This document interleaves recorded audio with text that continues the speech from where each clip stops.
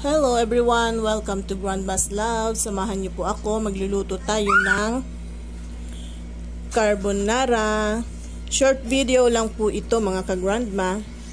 Ito po ay aming merienda.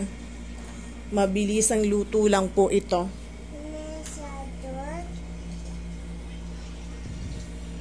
So, eto na nga po.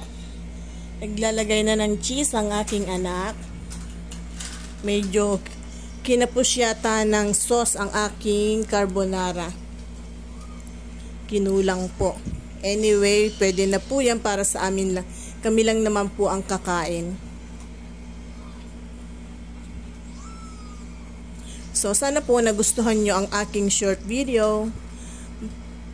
Marami pong salamat sa panonood at see you again on my next video. Thank you for watching.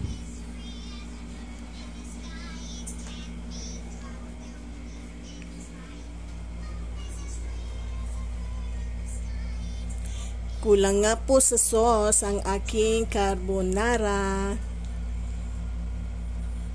Medyo naparami ang noodles.